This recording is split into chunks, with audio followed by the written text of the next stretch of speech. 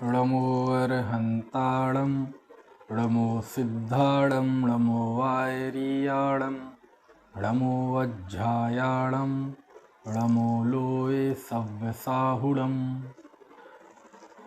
मंगलम भगवान वीरो मंगलम गौतमो गणी मंगलम कुंद कुंदाद्यो जैन धर्मोस्तु मंगलम सर्वमंगल मांगल्यम सर्वकल्याणकारकम प्रधानां सर्वधर्माणां जैनं जयतु शासनम्।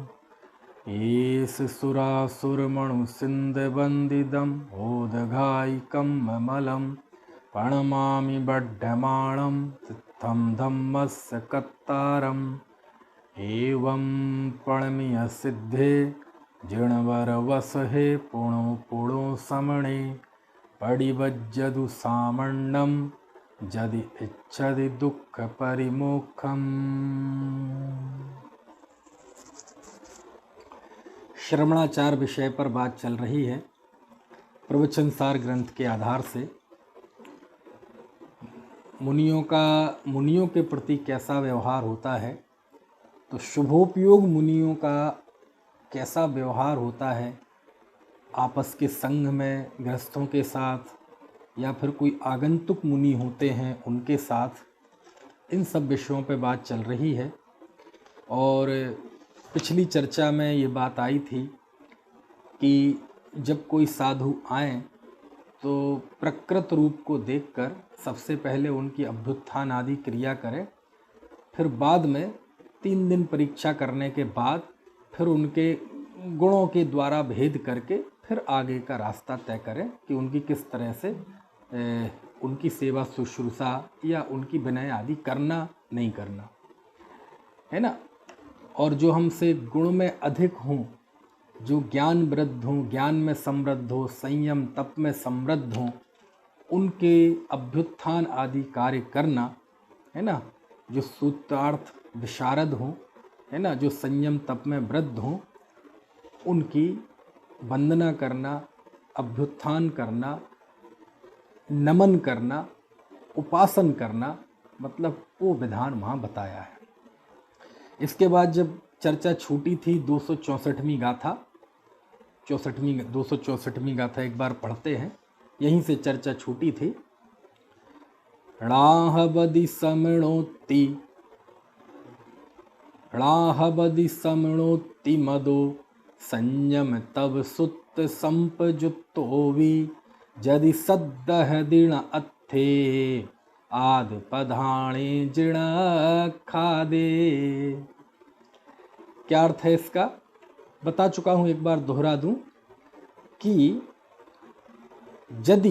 यदि संयम तव सुत संपजुत्तो भी, यदि संयम तप और सूत्र से संप्रयुक्त भी हो, है ना, किंतु सद्दह दीड़ा अत्थे आद पधाणे जनक खादे, लेकिन आत्म प्रधान जिनेंद्र भगवान द्वारा कहे गए आत्म प्रधान वस्तु में श्रद्धा नहीं है, तो णाहबदि समणो तिमदो, वह श्रवण नहीं होता, वह श्रवण नहीं है, ऐसा जिनेंद्र भगवान का मत है। मतलब क्या हुआ कि कोई जीव है ना खूब संयम अंगीकार किए हुए हो, निर्दोष संयम का पालन करता हो, तप का पालन करता हो, सूत्र में है ना बहुत ज्ञान हो, तब भी यदि वह आत्म प्रधान वस्तु का श्रद्धान नहीं करता, मतलब क्या हुआ, आचार्य ने यहाँ अध्यात्म को स्थापित किया कि वह सिद्धांत ग्रंथों का तो बहुत ज्ञाता हो, खूब ज्ञाता हो, पारगामी हो, गुणस्थान, मार्गण स्थान, बंध, सत्ता, उदय, उदीर्णा, उत्कर्षण, अपकर्षण, संक्रमण, निधत्ति, निकाचित, सब 10 करण और एक एक सब धवला, जय धवला, महाधवल, सब बिल्कुल उसने पढ़ रखे हो, पारगामी हो, 11 अंग 9 पूर्व का पाठी हो, संयम ऐसा हो कि कोई खाल खींच दे और नमक डाल दे तब भी आँख की कोर लाल ना हो, और तप ऐसा हो कि ऐसा प्रतिमा योग धारण कर ले, है ना, कि सांप बामी बना लेवें, पक्षी घोंसला बना लेवें। ऐसा ज्ञानी, ऐसा संयमी और ऐसा तपस्वी भी गर है, लेकिन यदि उसे आत्म प्रधान वस्तु की श्रद्धा नहीं है, यानी 7 तत्व 6 द्रव्य 85 काय को देखे और उन सारी वस्तुओं को देखने के बाद, देखने के बीच में उसे अपना शुद्धात्मा दिखे कि ये सब मैं नहीं हूँ, मैं इनसे भिन्न एक चैतन्य सत्ता हूँ, ऐसी जिस जीव को प्रतीति नहीं होती, आचार्य कहते हैं बदी समणो, वह जीव श्रवण नहीं है। यानी जिसको निश्चय सम्यक तो नहीं होता, वह जीव श्रवण नहीं होता। कहने का आशय ये है कि चूंकि कुंद देव ने तो स्वयं जब समयसार आदि ग्रंथों की रचना की तो इसी पृष्ठभूमि पर की कि कुंद आचार्य के समय पे सिद्धांत ग्रंथ तो लिखे जा चुके थे, जीव का संयोग की तरफ से तो काफ़ी कथन हो चुका था, बंध की तरफ से तो काफ़ी कथन हो चुका था। उस समय कुंद देव ने संकल्प लिया कि बंध की तरफ से तो बहुत चर्चा हुई, मैं निर्बंध आत्म तत्व को स्थापित करूंगा। तो कुंद देव महसूस करते थे कि 8 कर्म 148 प्रकृतियाँ, ये सब हमारे ज्ञान का विषय तो हो सकते हैं, जानकारी का विषय तो हो सकते हैं, लेकिन दृष्टि का विषय नहीं हो सकते। इनके आश्रय से समता भाव प्रकट नहीं हो सकता, भेद विज्ञान नहीं हो सकता, आत्मानुभूति नहीं हो सकती, श्रामण्य सच्चा नहीं आ सकता। तब जाकर उन्होंने आत्म प्रधान ग्रंथों की रचना की। कोई भी ग्रंथ हो, उनके ग्रंथ में आत्मा प्रधान रहा, अपने स्वरूप की पहचान प्रधान रही। कोई भी ग्रंथ उठा लें, समय सार तो खैर उसी के लिए ही समर्पित था। उन्होंने संकल्प ही लिया था कि मैं तम एयत व्यहत्तम दाएहम अपड़ो सभी बेड़, कि मैं आत्मा को अपने निज वैभव से दिखाऊंगा। प्रवचन सार भी आत्म प्रधान ग्रंथ ही है। नियम सार तो विशुद्ध रूप से आत्म प्रधान है, क्योंकि उन्होंने अपनी भावना के निमित्त लिखा है ना। तो कुंद देव के समस्त ग्रंथों की रचना आत्म प्रधान ग्रंथ है, और जो आत्म प्रधान वस्तु स्वरूप का श्रद्धा नहीं करता, आचार्य कहते वो श्रवण नहीं है। तो साहब ज्ञान तो बहुत है, रखे रहो, खूब व्रत आदि का पालन है, रखे रहो, खूब तपश्चरण है, रखे रहो। कहते इन सब चीज़ों से कोई फर्क नहीं पड़ता। हो सकता है इनकी वजह से आप लोक में तो हो सकता है बहुत प्रतिष्ठा पालें, लेकिन सिद्धांतता वस्तु स्थिति देखी जाए तो आप श्रवण नहीं है। यही तो इसी पृष्ठभूमि पे, साधना की इसी कोमल भूमि पर आचार्य ने भाव पाहुड़ लिखा है। अष्टपाहुड़ देखा है आपने? अष्टपाहुड़ में एक सबसे बड़ा पाहुड़ है भाव पाहुड़, है ना। और भाव पाहुड़ गजब है ना। आपने नाम तो सुना होगा ना अष्टपाहुड़। वो 8 ग्रंथ हैं, दंसण पाहुड़, सुत्त पाहुड़, चरित्र पाहुड़, बोध पाहुड़, भाव पाहुड़, मोक्ष पाहुड़, लिंग पाहुड़, सील पाहुड़। तो उसमें जो भाव पाहुड़ है, उन 8 पाहुड़ों में भाव पाहुड़ अद्भुत है। जिसने भाव पाहुड़ नहीं पढ़ा तो क्या पढ़ा आपने। उसमें आचार्य ने मुनियों को संदेश दिया है। क्या कहा? और आपको यदि भाव पाहुड़ का आनंद लेना हो तो आप एक परिकल्पना कीजिए कि आचार्य कुंद देव का संघ है, और आचार्य कुंद देव के संघ में आचार्य देव बैठे हुए हैं और बाकी शिष्यों को वो शिक्षा दे रहे हैं। अब आप सोचो, आचार्य कुंद के जैसा, है ना, कोई महान आचार्य हो और उनका संघ हो, और उनके संघ में भी कैसे कैसे बढ़िया साधु श्रवण सब रहे होंगे, आप कल्पना कर सकते हैं। क्योंकि जब कुंद आचार्य का संघ है तो आप किसी तरह के शिथिलाचार की तो परिकल्पना कर ही नहीं सकते। कुंद के साधु लोकेशणा में हों, लौकिक जनों के साथ लौकिक कार्यों में संलग्न हो, ऐसा तो आप कल्पना भी नहीं कर सकते। कुंद देव ने उस समय ऐसा भयंकर शिथिलाचार पर प्रहार किया। कुंद आचार्य ने 2 तरह के शिथिलाचार पर प्रहार किया, एक क्रिया के शिथिलाचार पर और दूसरा आध्यात्मिक चिंतन के शिथिलाचार पर। जब उन्होंने क्रिया के शिथिलाचार पर वार किया, है ना, तो मुख्य रूप से उनके टारगेट पे श्वेतांबर थे, मुख्य रूप से। अब दिगंबर भी आ जाए तो अब क्या करें। लेकिन जब उनने आध्यात्मिक जड़ता पर चोट की तो उस समय टारगेट पे उनके दिगंबर थे। दिगंबर में भी नामधारी दिगंबर नहीं, जो श्रद्धा से दिगंबर थे, देवशास्त्र गुरु के भक्त थे। तो वो आध्यात्मिक जड़ता मतलब ऐसे साधक जो साधना तो कर रहे हैं, व्रत आदि का पालन कर रहे हैं, लेकिन उन्हें भेद विज्ञान नहीं है, आत्मा की खबर नहीं है, अपने स्वरूप की पहचान नहीं है, है ना, आत्मिक रस का आनंद उनके जीवन में नहीं है। और जब साधकों के जीवन में आचार्य कुंद ने ये कमी देखी, है ना, कि ये साधना तो बहुत कर रहे हैं, मरे जा रहे हैं, व्रत आदि का पालन करके तपस्चरण करके भी खूब शरीर सुखा दिया है, लेकिन अभी जो समता रस का आनंद इनके जीवन में दिखना चाहिए वो नहीं है। अभी भी कंधे झुके जा रहे हैं, चेहरे पे वो समता नहीं है, चेहरे पे वो प्रसन्नता नहीं है, उत्साह नहीं है। तो जब ये चीज कुंद ने देखी तो उन्हें दुख देखा नहीं गया साधकों का, तब उन्होंने ये प्रतिज्ञा की, है ना, कि क्रिया की जड़ता को तो हम अभी नजरअंदाज करेंगे दिगंबरों में, हम इन्हें बताएंगे कि आध्यात्मिक चेतना आपके अंतर्गत होनी चाहिए। समझ में, जब तक आध्यात्मिक चेतना नहीं होगी, अपनी आत्मा को नहीं निहारोगे, तब तक तुम्हारे जीवन में ऐसी जड़ता बनी रहेगी। जड़ता मतलब क्रिया की जड़ता नहीं, आध्यात्मिक जड़ता बनी रहेगी।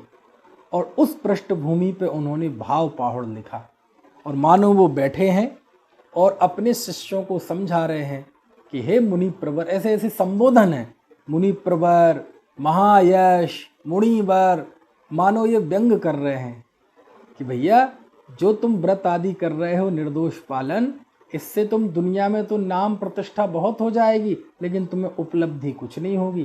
क्यों? क्योंकि बिना रत्नत्रय के, बिना सम्यक दर्शन के, बिना आत्मज्ञान के, बिना अपने स्वरूप की पहचान के तुम इतनी बार मुनि बन चुके हो कि तुम्हारे पिछी कमंडल इकट्ठे किए जाएं तो सुमेरु पर्वत खड़ा हो जाए, तुम्हारे नख, तुम्हारे बाल इकट्ठे किए जाएं तो सुमेरु पर्वत खड़ा हो जाए, और जब जब तुम दीक्षा लेने गए तो तुम्हारी माँ रोई, उन माँ के आंसू इकट्ठे किए जाएं तो समुद्र के समुद्र भर जाएं, लेकिन बिना आत्मज्ञान के, बिना भावलिंग के तुम्हें कार्य की सिद्धि नहीं होगी। हे मुनि प्रवर, हे महाजस, हे मुनिवर, ऐसे कई बार संबोधन देते हैं कि भैया तुम बिना भावलिंग के, बिना आत्मज्ञान के इतने बार दीक्षा ली, कभी तुम रक्त क्षय से मरे, कभी पहाड़ से गिरकर मरे, कभी नदी में मरे, कभी श्वास रोध से मरे, कभी अग्नि में जलकर मरे, ना जाने कैसी दयनीय मौत तुम मरे हो। क्या बताएं तुम्हें, समझ में आया है?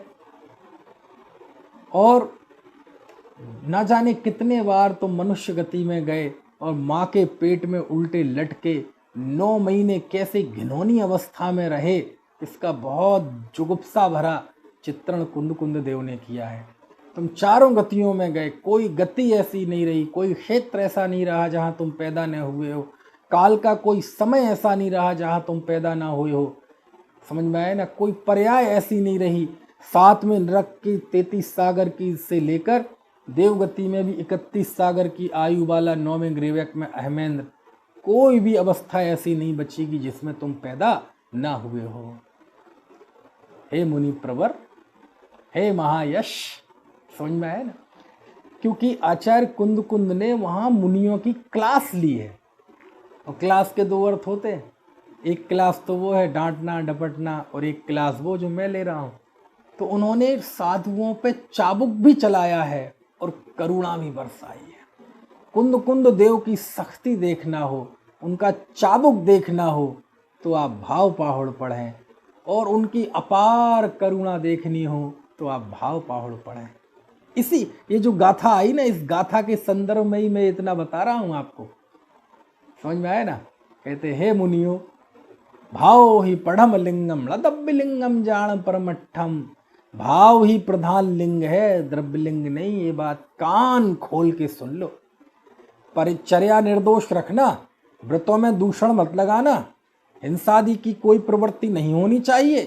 प्रतिक्रमण सामायिक पूरे बिल्कुल बिना शिथिल हुए पूरे उत्साह से सारा मुनि धर्म पालन करना 28 मूल गुण। लेकिन ध्यान रखना, सिद्धि इससे नहीं होगी। सिद्धि तुम्हारे अपने अंदर की भेद विज्ञान से, अंदर की चेतना से, आत्म श्रद्धा ज्ञान और लीनता से होगी। इस बात को गांठ बांध लो। हे मुनि प्रवर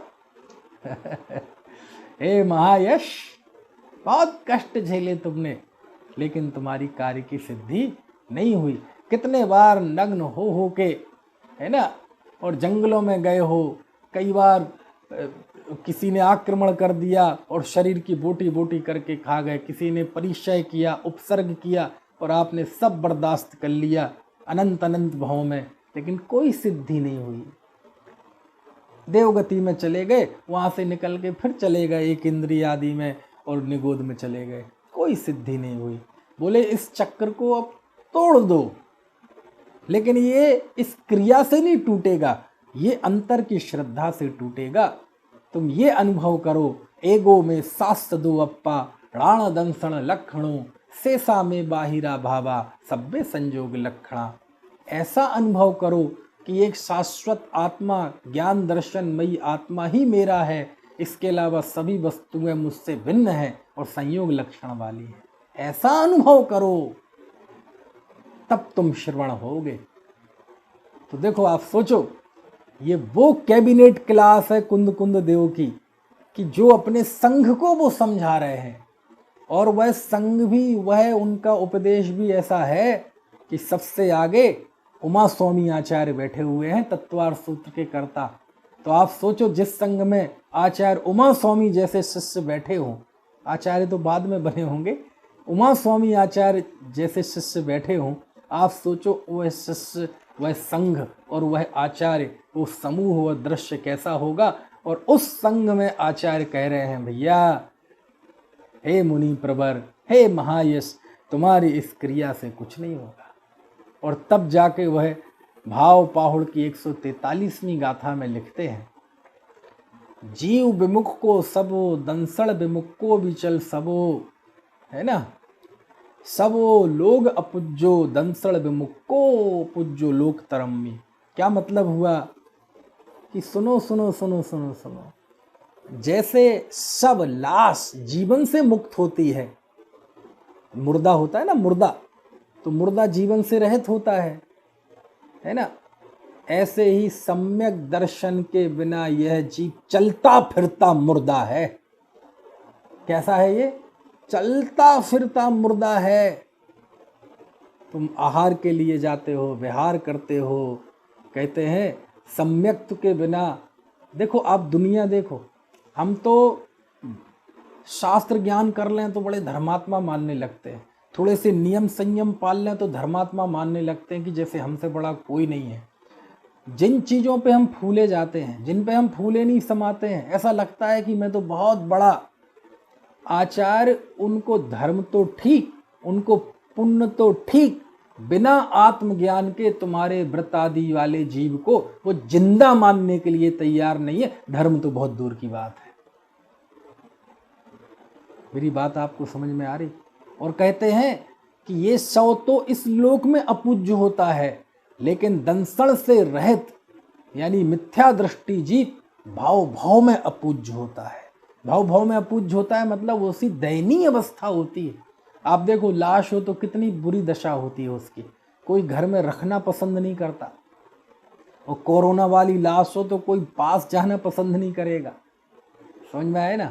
घर में रखना पसंद नहीं करते, ले जाते हैं, जला देते हैं, जमीन में गाड़ देते हैं, और इतना ही नहीं, बोले उसकी राख भी मिट्टी में मिला देते हैं। क्या दशा होती है आप सोचो। तो कहते हैं ये सब तो इसी लोक में अपूज्य होता है, लेकिन सम्यक दर्शन के बिना तुम्हारी हैसियत इससे ज़्यादा नहीं है। तुम लोग जन्म जन्म में अपूज्य होगे। कैसे?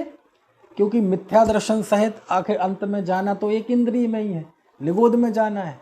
वहाँ रहोगे तो कौन मानेगा तुम्हें जी? कोई मानने के लिए तैयार होता है? पृथ्वी काय को कौन मानता है जी? जल काय को कौन मानता है, अग्नि काय को कौन मानता है, वायु काय को कौन मानता है, वनस्पति को कौन मानता है, अब मानने लगे। तो गुरुदेव कहते थे जब तुम्हें समय मिला था, शक्ति मिली थी, बुद्धि मिली थी, जब श्री गुरु कह कह के थक गए कि तुम एक शुद्ध चैतन्य आत्मा हो, भगवान आत्मा हो, तब तुमने नहीं माना, तुमने स्वयं को जीव नहीं माना। आज उसका दंड तुम्हें ऐसा मिला कि दुनिया भी तुम्हें जीव मानने के लिए तैयार नहीं है। जन्म जन्मांतरों में तुम अपूज्य होगे, कोई तुम्हें जीव नहीं मानेगा, कीड़े मकोड़ों की तरह तुम्हें कुचलते चले जाएंगे, घास बन जाओगे, तुम्हारे काटेंगे, तुम पे ऊपर चलेंगे, कोई नहीं मानेगा तुम्हें जीव। समझ में आया ना? आलू में जीव हो जाओगे, उबल जाओगे, खाए जाओगे, कोई तुम्हें जीव मानने नहीं आएगा, किसी के सिर पे जूं नहीं रहेगा। ऐसी तुम्हारी दयनीय दशा होगी। और नरकों में चले गए तो सागरों पर्यंत, है ना, ऐसी यातना में जीवन जियोगे कि 24 घंटे मुंह से यही बात आएगी, बचाओ बचाओ, कष्ट के वचन निकलेंगे। पशु बन जाओगे और कैसी स्थिति होती है पशुओं की, कुत्ते, बिल्ली, गाय, भैंस। आप जाओ तो जरा, समझ में आए ना? अरे भैया, कहते हैं ये 100 तो इसी लोक में निंदनीय होता है, तुम सम्यक दर्शन के बिना जन्म जन्मांतरों में निंदनीय रहोगे। इसलिए हे मुर्दो, समझ में आए ना? मिथ्या दृष्टि को क्या कह रहे हैं आचार्य? मुर्दा। धर्मात्मा तो ठीक, यदि जैसे यहां कह रहे हैं ना कि जो संयम तप सबका पालन करता है लेकिन आत्म प्रधान वस्तु की श्रद्धा नहीं करता, तो वह श्रमण नहीं है। यहां तो कह रहे श्रमण नहीं है, यही आचार्य भाव पाहुड़ में कह रहे कि वो मुर्दा है। जिसे यहां कह रहे कि श्रमण नहीं है, वहां वो कह रहे तू मुर्दा है। आपको समझ में आ रहा है कुंद कुंद देव की दृष्टि? तो ये आध्यात्मिक जड़ता पे चोट की कितनी गहरी। ये कहते ये मत समझना कि ब्रजशील संयम और ये सब पाल के क्रियाओं का पालन करके तुमने बहुत बड़ा रण जीत लिया। कहते कुछ नहीं, यदि श्रद्धा नहीं है, सम्यक तो नहीं है, निश्चय सम्यक तो नहीं है, आत्मा की रुचि नहीं है, तो तुम उसी पायदान पे खड़े हो जिस पायदान पे एक इंद्रिय जीव खड़ा है। क्या कहा मैंने? सम्यक्त के बिना तुम उसी पायदान पे खड़े हो जिस पायदान पे एक इंद्रिय जीव खड़ा है। श्वास के 18वें भाग में जन्म मरण करने वाला वह निगोदीय जिस स्टेज पे खड़ा है, जिस पायदान पे खड़ा है, सम्यक्त के बिना संयम तप व्रत का पालन करने वाले तुम भी उसी पे खड़े हो। समझ में आया ना? गजब है ये, है ना? है बहुत है भैया। देखो, ठीक है, तो ये बहुत गजब गाथा है। यानी कुंद कुंद देव को कितनी अंदर में महिमा है इस चीज की। यदि कुंद कुंद देव नहीं होते तो सच में साधक जीव तो प्यासे मर जाते। ब्रजशील सब होता, सूत्रों का अध्ययन भी होता, सिद्धांत ग्रंथों का भी अध्ययन होता, लेकिन जिस समता भाव की कोमल भूमि पर आत्म साधना, भेद विज्ञान की, स्वरूप अनुभूति की, स्वरूप उपलब्धि की कोमल भूमि पर साधना चलती है, ये ऐसी साधना नहीं होती। बस रूखा सूखा जीवन होता। करे जाओ, श्रम करे जाओ, श्रम करे जाओ। क्योंकि श्रमण उसे कहते हैं ना जो श्रम करे। श्रम मतलब तपश्चरण करे, लेकिन श्रवण जिससे असली समता भाव वो नहीं आता, है ना? तो बहुत अच्छी गाथा है, कितनी व्याख्या कर लो इसकी तो, है ना? चलो, इसके बाद आगे गाथा आई है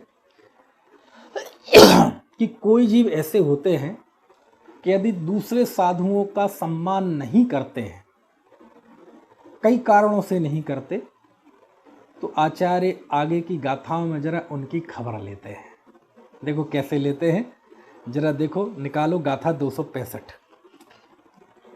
3 गाथाओं में आचार्य ने खबर ली है, 265, 266, 267। ठीक है, कैसे खबर ली है जरा पढ़ते हैं। अवबददि सासृणत्थं समणं दिट्ठापदोस दोजो हि किरियासुणाणुमण्णदि हवदहि सोलट्ठ चारित्तो गुणदोधिगस्य विणयम् पडिच्छगो जो विहोमि समणोति होज्जम गुणाधरो जदि सोहोदि अनंत संसारी अधिक गुणा सामंडे वट्टन्ति गुणाधरे हि किरियासु जदि ते मुच्छुबजुत्ता हवन्ति पभट्टचारिता। देखो जरा हिंदी पढ़ो। जो श्रमण जन को देख कर विद्वेष से वर्तन करें, अपवाद उनका करें तो चारित्र उनका नष्ट हो। स्वयं गुण से हीन हो पर जो गुणों से अधिक हो, चाहे यदि उनसे नमन तो अनंत संसारी हैं वे। जो स्वयं गुणवान हो परहीन को वंदन करें, दृग मोह में उपयुक्त वे चारित्र से भी भ्रष्ट हैं। देखो क्या लिखते हैं। अवदधि शासनर्थम समणम। जो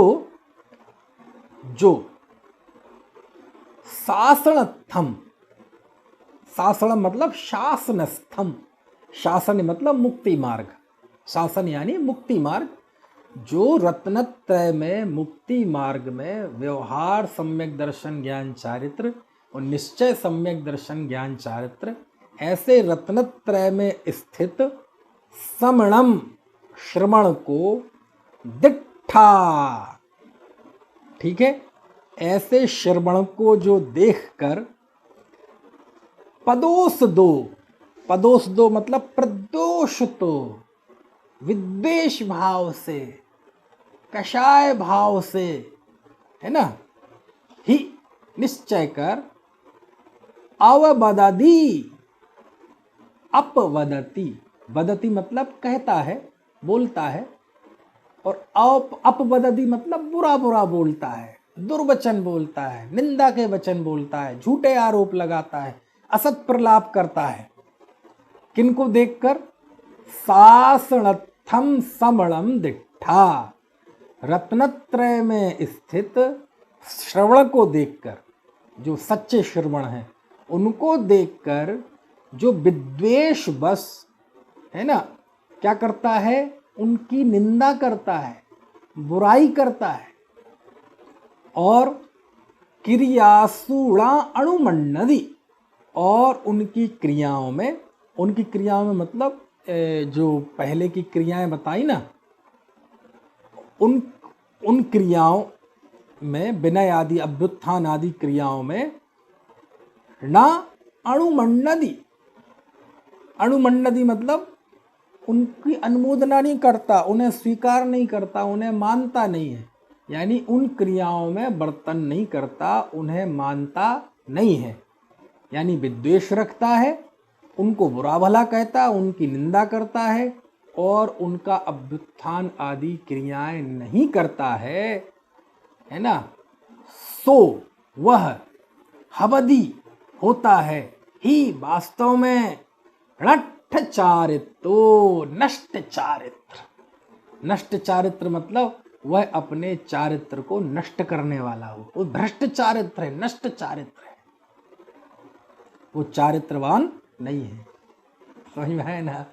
तो यहाँ किसकी खबर ली कि जो व्यक्ति दूसरे साधु से ईर्ष्या रखते हैं, दूसरे साधुओं से विद्वेष रखते हैं, किसके नाम पे? कारण कई हो सकते हैं, संघ की पक्षपात के नाम पे, हम तो इन संघ के हैं, हम तो संघ के हैं, है ना। तो आज के परिप्रेक्ष्य में तो इसे समझना बड़ा आसान है, क्योंकि आज के परिप्रेक्ष्य में तो ये सब चीज़ें बहुत चल रही हैं। एक संघ के साधु दूसरे संघ के साधु से बड़ा विद्वेष रखते हैं। खैर आज के जो साधु दिख रहे हैं उनकी तो ये है ना हिसाब ही अलग है, है ना। तो ये ऐसा यदि विद्वेष रखते हैं, मुझे ध्यान है वर्तमान के एक बहुत बड़े साधु एक बहुत बड़े दूसरे साधु को मालूम क्या बोल रहे थे, कालिया। तेरा क्या होगा रे कालिया, ऐसे कोई एक फिल्म आई थी, उसका डायलॉग बोल रहे थे एक साधु दूसरे साधु के लिए। खैर, तो कम से कम जो भी विकृतियों की बात आए वो तो आपको वर्तमान में दिख जाएंगी, उससे 4 गुनी 10 गुनी 50 गुनी, लेकिन इसमें जिस पवित्रता की बात है वो देखने के लिए तरस जाओगे। समझ में आया ना। तो कहते सुनो, जो सच्चे साधु को, है ना, तो आपस में साधुओं में जो विद्वेष है, जो ईर्ष्या रखते हैं और ईर्ष्या की वजह से उनमें दोष की कल्पना करके निंदा करते हैं और उनकी अभ्युत्थान आदि क्रियाओं के द्वारा हड़ा अणुमन्नदी उन्हें नहीं मानते हैं, उन्हें स्वीकार नहीं करते हैं, प्रसन्न नहीं होते हैं, सो वह ही वास्तव में, ये कोई उपचार नहीं है, व्यवहार नहीं है, हवदि होता है नष्ट चरित्र, तो वह नष्ट चारित्र होता है। नष्ट चारित्र मतलब चारित्र से ही रहित होता है। वह चारित्र नहीं है, वह मुनि नहीं है, वह श्रमण नहीं है। तो नाम तो कह रहे थे आप, है ना, श्रमण कहते क्यों हैं फिर उसे? नहीं कहते, बिल्कुल नहीं कहते। पिछली गाथा में कहा था अड़ा हवदि समड़ो, कि वह श्रमण नहीं है। अरे जो नहीं है तो फिर कहते क्यों हो? अब वो लोक में दिखता है नाम निक्षेप से, लेकिन कहते हैं वो वास्तव में श्रवण नहीं है, वो नष्ट चारित्र वाला है। समझ में आया ना। तो मुनिराज के अंदर कोई पक्षपात नहीं होता कि मैं इस संघ का हूँ, मैं इस संघ का हूँ। इस काल में ये पक्षपात की गंध की वजह से ही तो वो संघ भेद हुआ था। आचार्य अरहद बली ने संघ भेद किया था ना, आज से लगभग 2100 साल पहले, है, जब मूल संघ समाप्त होके कई संघों में विघटन हो गया था। नंदी संघ, सैन संघ, सह संघ, देव संघ, वृषभ संघ, ऐसे, है ना। खैर अब वो तो बहुत लंबी घटना है। कहने का आशय ये है कि ऐसे मुनि को क्या कहा? नष्ट चरित्र। ठीक है। अवबदति अपबदति शासनत्थम समणम, शासन में स्थित समरणों को देखकर दिट्ठा। वहां क्या आदेश था कि मुनि को देखकर, प्रकृत वस्तु को देखकर अभ्युत्थान आदि क्रिया करना चाहिए, लेकिन ये क्या करता है? उन मुनियों को देखकर वह उनका अपवाद करता है, बुराई करता है। अब बुराई करने का कारण क्या हो सकता है? ईर्ष्या हो सकती है ना, दूसरे संघ के हैं ये हो सकता है, कोई विद्वेष हो सकता है, कोई पुराना हिसाब किताब हो सकता है, कुछ भी हो सकता है, वर्चस्व की लड़ाई हो सकती है, हमसे ज़्यादा वर्चस्व उनका हो, ऐसा हो सकता है। ये सब भ्रष्टाचार है, ये सब जिन मत जिन मुद्रा को, है ना, बदनाम और लज्जित करने के उपक्रम हैं। जो ऐसा कार्य करते हैं वास्तव में वो बहुत दूर से ही त्याज्य हैं, वो जिन दर्शन में। समझ में आया? ठीक है। अब अगला ऐसे भी है कि कौन सी गाथा आ गई? ये हो गई 265 266। जो एक कैटेगरी हो गई जो श्रमणों को देखकर ही उनका बदनाम कर देते हैं, बुरी बातें कहते हैं, तो वो भी नष्ट चरित्र हैं। अब दूसरी, जो कोई, सब नहीं, जो होमी वि समणोति। अरे मैं भी तो श्रवण हूं, मैं भी श्रवण हूं। समझ में आया ना? आई एम समथिंग, अरे मैं भी तो कुछ हूं। जो होमी अहम अपि समणो इति, अहम अपि श्रवणः इति। अरे मैं भी तो श्रवण हूं, मैंने भी तो नग्न हूं, मैंने ऐसी थोड़ी ये साधना कर रखी है, मैंने थोड़ी कोई समझ लो इतने साल तक ये धूप में शरीर सुखाया है, व्रत आदि लिए हैं, हमने भी तो दीक्षा ली है, हम भी तो श्रवण हैं। समझ में आया ना? हमने वैसे इतने वर्षों से पापड़ बड़ेले हैं, तो मैं भी श्रवण हूं ऐसा कर मानकर जो होज गुण धरो, वह स्वयं तो गुणों में कम होता है। समझ में आया ना? वह स्वयं तो कैसा होता है? गुण में कम होता है, उसमें अंदर गुण नहीं होते।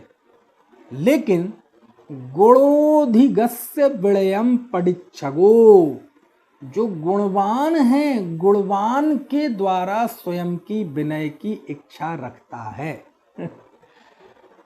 स्वयं में गुण नहीं है ना? स्वयं में वह गुण नहीं है, लेकिन मैं भी तो मुनि हूं। यदि ऐसा कह के, यदि वह गुण में अधम है, गुण नहीं है, उसके गुणवान नहीं है ज्यादा, लिखा ना, गुणाद अधरो, गुणों को धारण करने वाला होज्जम नहीं होता, लेकिन गुणोधिगस्य विनयम पडिच्छगो, लेकिन जो गुणों में अधिक है उनके द्वारा स्वयं की विनय की इच्छा रखता है, सो वह ओदी होता है अनंत संसारी। ये भ्रष्ट साधुओं की बात चल रही है, वह अनंत संसारी होता है। समझ में आया ना? मिथ्या दृष्टि होता है, अनंत संसारी होता है, 4 गति 84 लाख योनियों में घूमने वाला होता है, संसार में रखड़ने वाला होता है, दर दर की ठोकरें खाने वाला होता है। कौन?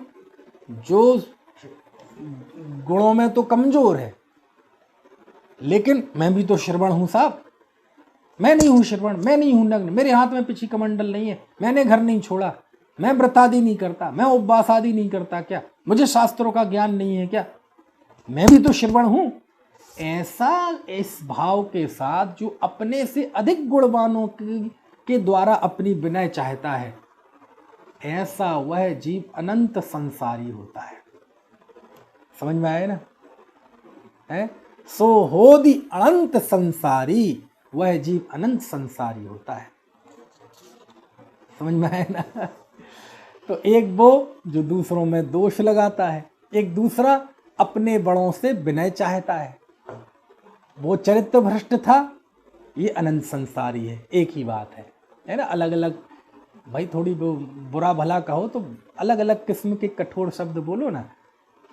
नष्ट चारित्र, अनंत संसारी, है ना?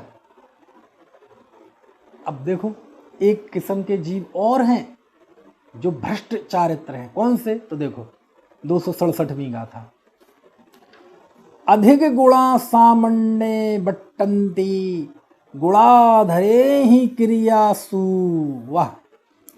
और यदि ते, यदि श्रामण्ये, यतिपने में मतलब मुनिपने में,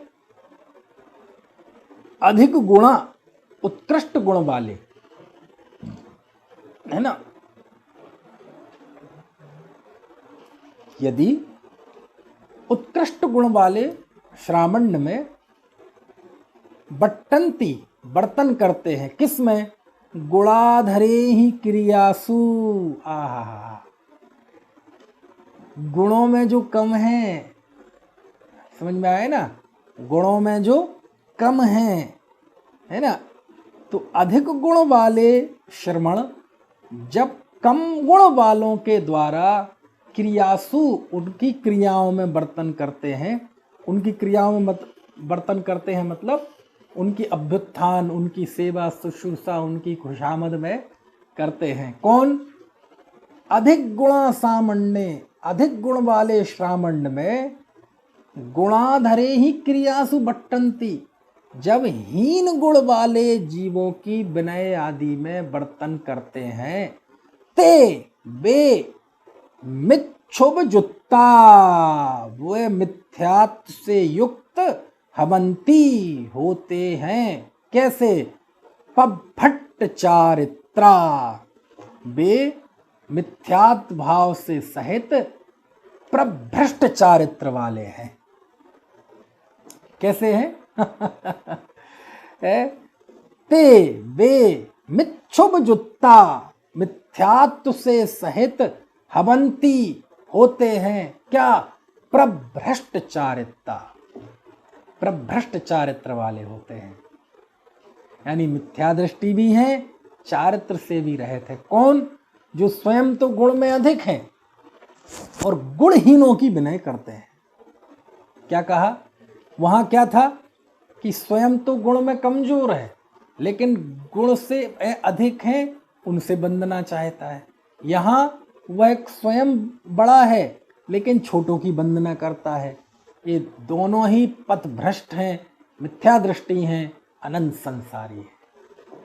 और पहला कौन था कि वो दूसरे साधुओं को देखकर ईर्ष्या से, जलन से और अन्य अन्य कारणों से उनके बारे में बुरा बुरा बोलता है, जबकि वो सच्चे श्रमण थे, है ना, शासनस्थ थे, रत्नत्रय में स्थित थे। तो इन 3 गाथाओं में आचार्य ने ऐसे श्रमणाभासों का चित्रण किया कि जो दिखते तो मुनि जैसे हैं, रहते तो नग्न हैं, हाथ में पिछी कमंडल भी होता है ना, व्रतों का भी यथा योग्य पालन करते हैं, है ना, और मुनि संग में विहार करते हैं, दिन में एक बार अंतराय टाल के भोजन लेते हैं, उपवास आदि तप भी करते हैं, प्रतिक्रमण आदि भी करते हैं, प्रत्याख्यान करते हैं, स्तुति वंदना करते हैं, केशलुंच करते हैं, 4 हाथ जमीन देख के चलते हैं, लेकिन समझ में है ना, ये सारी औपचारिकताएं करते हैं लेकिन विनय नहीं करते। किसकी? किसी की भी नहीं। क्योंकि 3 ही स्थिति तो बन सकती है, जो आपसे गुण में कम है, अथवा जो आपसे गुण में अधिक हैं, या जो समान गुण वाले हैं। समझ में आया ना? तो अपने से अधिक गुण वालों की तो तुम विनय नहीं कर रहे, उनसे विनय चाह रहे, और अपने से कम गुण वाले की तुम खूब विनय कर रहे, खुशामद कर रहे। पता नहीं आपका क्या अंदर का स्वार्थ है। और बाकी साधुओं से आप उनमें, वो मोक्ष मार्ग में स्थित हैं, रत्नत्रय के धारी हैं, आप उनमें बुरी, उनकी निंदा कर रहे, उनकी बुराई कर रहे, उनमें विद्वेष, बस ना जाने कैसी कैसी बुरा उनके विषय में बोल रहे, उनको दोष लगा रहे। समझ में आया ना? है? अब छींटा कशी तो ये बहुत देखते होंगे आप, वर्तमान में एक दूसरे के प्रति छींटा कशी करते हैं, है ना? है तो गजब। खैर, वर्तमान में क्यों ले जाओ, वर्तमान में बात ले जाने से बात कमजोर पड़ जाती है।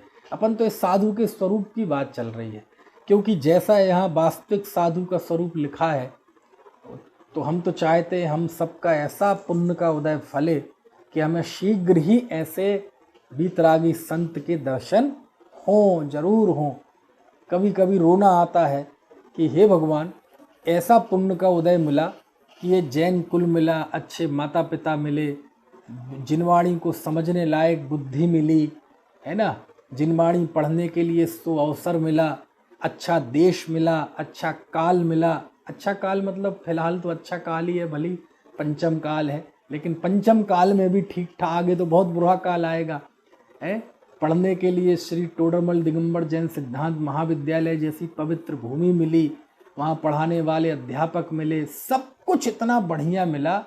लेकिन क्या हमारी झोली में इतना पुण्य नहीं है कि हम किसी भावलिंगी संत के दर्शन करने को मिल जाए?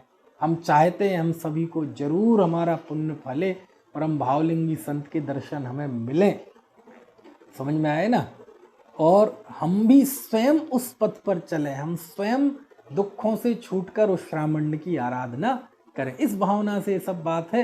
लेकिन क्या करें, वो जिस माहौल में रहते हैं तो कभी कभार उसकी चर्चा मुंह पे आ जाती है। ये मेरी कमजोरी है, आना नहीं चाहिए, उसके लिए आप मुझे क्षमा कीजिए। जिनवाणी भी क्षमा करें, कुंद देव भी क्षमा करें, वो आ जाती है मुंह पे, आनी नहीं चाहिए। क्यों? क्योंकि ये बुरी प्रवृत्ति वाली चीज़ें दिख रही हैं ना इन गाथाओं में, और वर्तमान में बुरी प्रवृत्ति ज़्यादा दिखती है ना, छींटाकशी ज़्यादा दिखती है, उत्सूत्र भाषिता ज़्यादा दिखती है, एक दूसरे के गाली गलौज ज़्यादा दिखती है, निंदा और खुशामद, ये माहौल ज़्यादा है, इसलिए वो मुंह पे आ जाता है ना।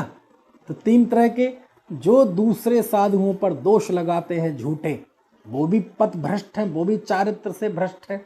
जो स्वयं गुणों में कम है लेकिन गुणवानों से अपनी विनय चाहते हैं, वो अनंत संसारी हैं। और जो गुणवान होकर भी हीन गुण वाले की भी विनय करते हैं, वो भी भ्रष्ट चारित्र वाले हैं, यानी तीनों ही भ्रष्ट मुनि हैं, मिथ्या दृष्टि हैं, संसारी हैं। तीनों ही प्रकार के साधुओं से बचना चाहिए। और बचना चाहिए मतलब पता कैसे चलेगा ऐसे करते हैं? अरे भैया, हम ऐसे साधु स्वयं ना बने। जब हम श्रावण अंगीकार करें तो ऐसी बुरी प्रवृत्ति ना करें। इसके लिए सारी बात है, बाकी की चर्चा शाम को।